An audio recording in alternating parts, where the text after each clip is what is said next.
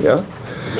Always good to get a win, Gal. I mean, 6-0 is a good accomplishment at this point. It really is. Proud of the way the guys went out and played. We got some plays when we needed to. Started out fast. Had a good plan of attack.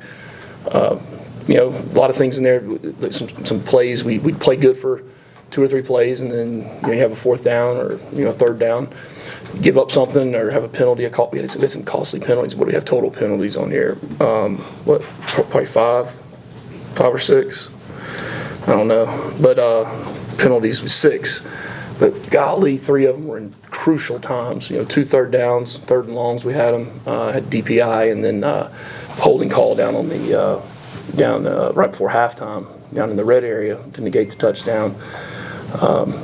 And then the one on the screenplay in the 4th quarter, the 4th one where Harrison's out there. I mean, he didn't hear a whistle behind him, but regardless, you get a 15-yarder. So had some costly ones there.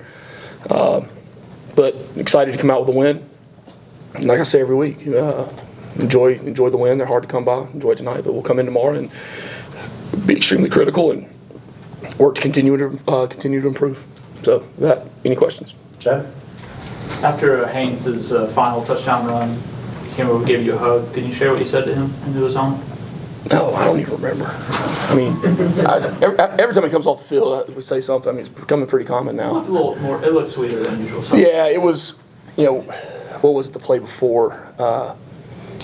It was either a negative play or something. I don't remember exactly what it was before. But when Buster called the play, I laughed and said something to the headset, and I was just telling Haynes what I said. So. But you can't tell us what you said. I said we were going to score. Okay. That was a heck of a run, wasn't it? Yeah. Okay. Kelly. I know you wanted your team to start faster. Did that go into the decision to go for 2 on the opening touchdown there, or did you see something on film? Yeah, it was something I saw on film. I was thinking about it during the week. When I met with the coordinators on Thursday. Told them that's what I wanted to do. As long as we had certain looks, we wanted to be able to score first. A lot of things went into it, and some things we saw, and we wanted to take advantage of it, and make it the reward's a lot bigger than the risk at that point in the game. And now you're chasing possessions on the other side. So, Coach, really successful day, just on the ground specifically, but Hosley even comes out and has a career day. He has a career high in carries and totally in yards as well. Just what have you seen from him just in his development as the season's gone on? Yeah, I mean, he's a good football player. We knew he was when we brought him in. We were short on numbers at that position last year, especially after some injuries took place. And we probably carry more running backs than most teams because we use them a lot. But it was good to see continue to be productive, continue to improve. He really is improving. We knew he was a good player when we signed him this year. He was super productive last year. Offensive Player of the Year where he was from. And, he's got great balance. Very rarely do you see somebody take his shoes out, his feet out from underneath him. Really good balance, good vision. He's been, it's good to see him continue to be productive. Rod. You faced another mobile quarterback today. How pleased were you with the pressure your guys were able to put on him and not let him, get set up or take off? Well, he took off a bunch. I mean, I was pleased with some of the pressure we got early. We put a couple new packages in, defensive front wise for 3rd down. Got some pressure out of it.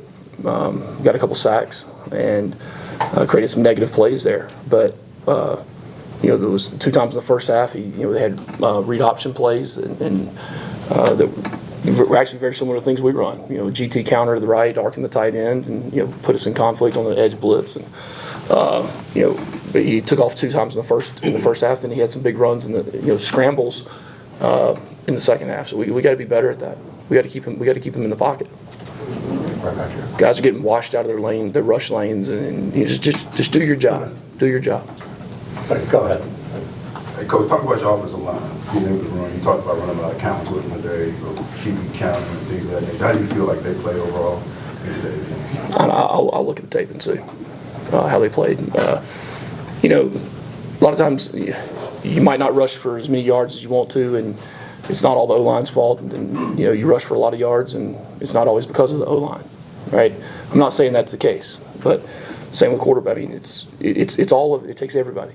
It takes all 11 on offense, all 11 on defense, right? And that's the beauty of this game. One out of 11 doesn't do their job, and you don't have success. So, there's some things we got to improve on, though, for sure. Coach, first time in the against the Power 4 team this year where you guys didn't have to come back from some sort of deficit. Does that change, I guess, when you guys start that fast, does that change how you guys kind of move throughout the rest of the game? And how have you seen your team grow in that regard, starting faster and just being able to not have to deal with a comeback like you had last week against? Yeah, I mean, when we really do preach no scoreboard, play every play, regardless of what happened on the last. Every play's got a history and life of its own, and play the next play. So our guys don't really, and they don't see the scoreboard. They trust in the plan and trust in the way we're going to play the game to play as long as we possibly can. So now, from my standpoint, yeah, it's good to start out fast like that, but our goal here is to play a complete 60-minute football game. All right, and I get it. Football's an imperfect game that we all want perfection in. All right, but we also got to continue to improve.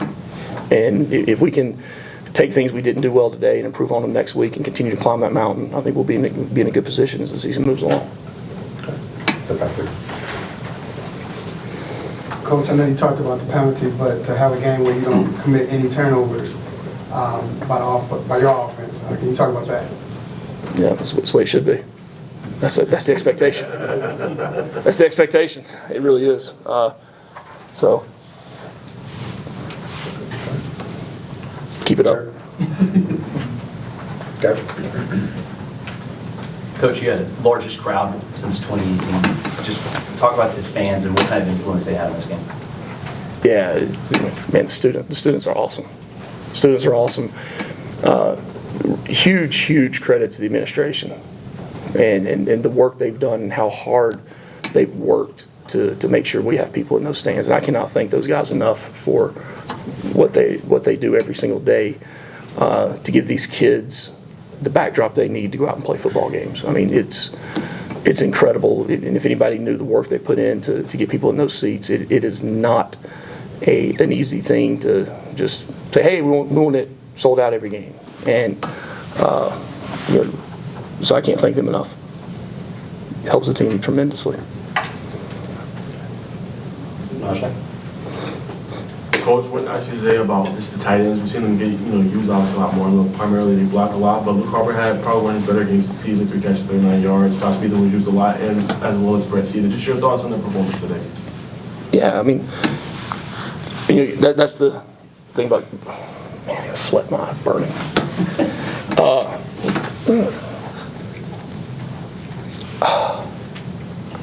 I'm crying because I'm so happy. No, it's you guys all see the catches and the cool stuff, right? But it's the dirty work that really makes and breaks that position.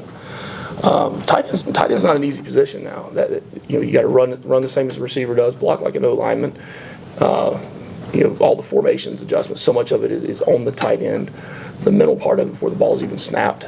But no, we wanted to make sure that they had a good defensive line, and we wanted to make sure we got the ball out and got the ball to the sure-handed guys. And there was a couple of really good play designs there. We had one ball batted down that Scyther's running up the seam.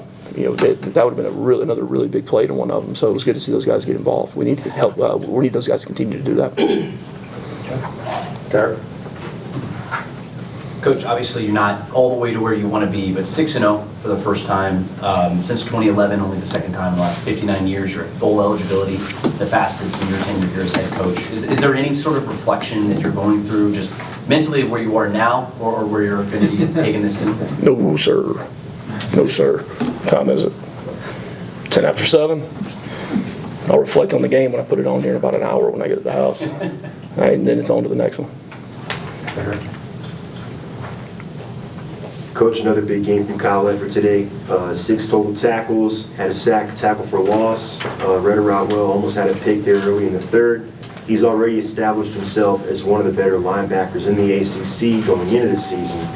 Any comment on how much he's developed over the last few years as a player and what he does for you guys defensively? Yeah, well, I mean, he's a catalyst because of the way he plays the game. How much he loves the game. You talk about no scoreboard, faceless opponent. I promise you, if you were to walk up to Kyle in the middle of the game and ask him who we're playing, he'd have no clue. Right? And he's the epitome of what we want out of a player from a mentality standpoint. Plays every play like it's the last one he's ever going to play. So he's played a lot of football here. He's been he's been in a lot of big games. I think what he's done this year though is he really understands him. He understands himself and how he plays and what he's really good at and what he's not as good at, and he plays to those strengths, and it's he's done a good job, and he's all over the place today. Kelly. If you ask him, he'd probably tell you wish he had that pick back, the one throwback. I kind of think I know the answer to this, but I'll ask anyways. Amari Harvey, obviously, tough moment for him. Any kind of updates on how he's doing? He was pissed. He was pissed. He should have had the pick into the game.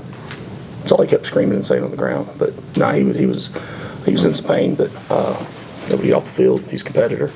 I grabbed Amari right before that drive, after the last drive where they scored on, and I just told him I was proud of him. Like there was a lot of talking going on out there, and in the past, the old Amari would have gone back and he didn't.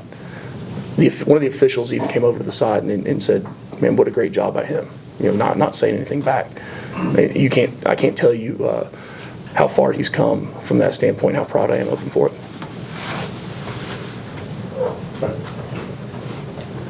Coach, 5 for 5 in the red zone today. What is the key to making sure your team is that good once you get in the painted area and be able to convert? I wanted to be 5 for 5 with touchdowns. That helps. Obviously, can't control all that, but